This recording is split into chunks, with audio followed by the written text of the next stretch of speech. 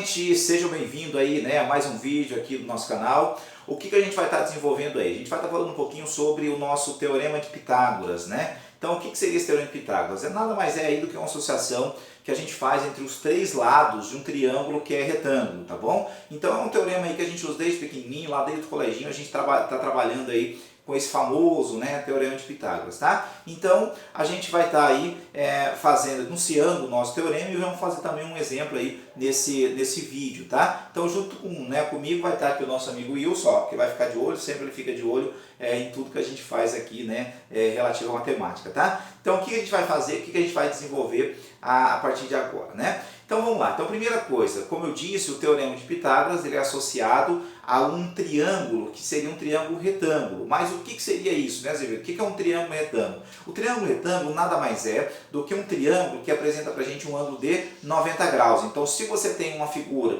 que tem um ângulo de 90 graus, um triângulo, no caso, ele é chamado triângulo retângulo. Até o nome retângulo vem daí. Seria reto ângulo, né? Ângulo reto, tá bom? Então vamos lá. Então o que a gente tem para o nosso, primeira coisa, para o nosso triângulo? Então o que seria um triângulo chamado aí triângulo retângulo? Então o triângulo é chamado retângulo quando ele apresenta para a gente aí um ângulo de 90 graus, como essa figura que aparece aqui para a gente, tá? Então o que a gente tem para a gente fazer neste caso?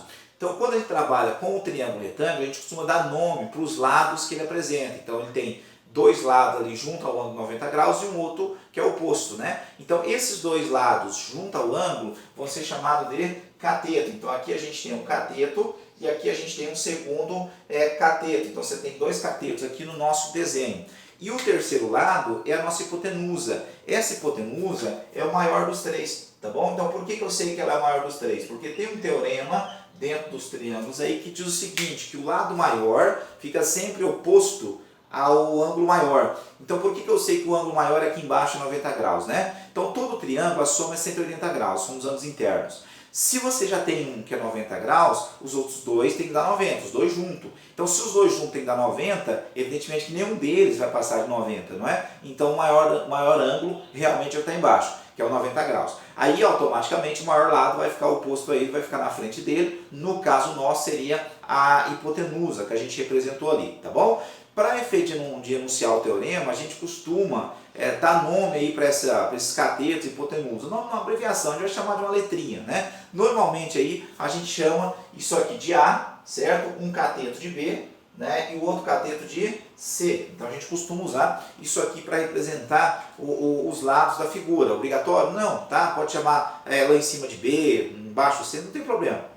Mas o comum é usar a hipotenusa A, os outros catetos como sendo B e C, tá? Esse é o que a gente costuma ver mais. Aí o teorema diz o seguinte, como funciona, né? Como que a gente relaciona esses lados aí? O Teorema de Pitágoras fala o seguinte, fala que o quadrado da hipotenusa, o quadrado da medida da hipotenusa, é igual à soma dos quadrados das medidas dos catetos, tudo bem? Então por que eu chamei de ABC? Porque fica mais fácil para a gente enunciar isso aí. Então se eu chamar de ABC, o teorema diz que A ao quadrado é igual a B quadrado mais C elevado ao quadrado. Então o teorema diz que você tem essa relação para poder usar, né? Então seria isso aqui.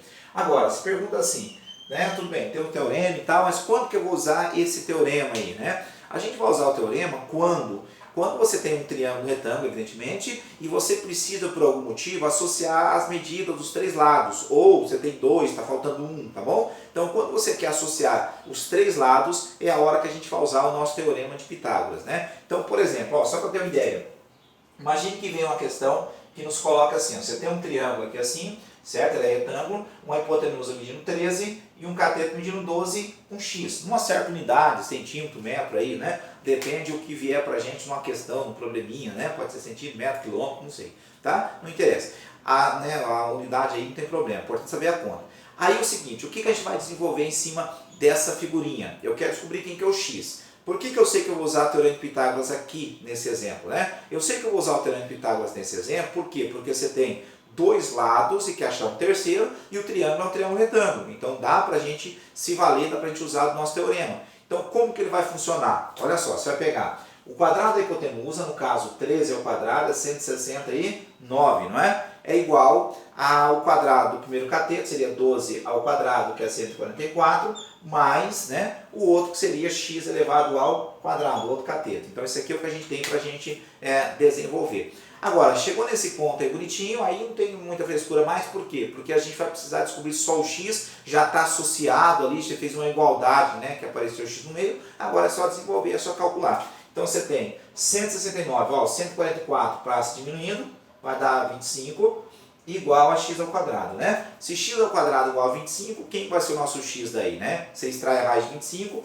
vai dar x igual a 5. No caso aqui, lembra que eu falei, né? Depende da unidade, se for metro é metro, se for centímetro, centímetro, assim vai, tudo bem? É lógico que essa equação aqui tinha a possibilidade de ser menos 5, né? Mas como eu estou falando de lado, então a gente não trabalha com a parte negativa, então somente aí o número positivo, certo? Então tá, gente, um grande abraço aí, espero ter, né, deixado um pouquinho claro como funciona o nosso teorema, né, um teorema importante aí dentro da matemática, da física, várias áreas aí acabam utilizando esse teorema aí como ferramenta, tá bom? Gente, grande abraço aí, fique no canal que tem bastante matemática aí, tá? Grande abraço e já sabe, né? A vida é bela, né? Tchau, tchau, gente!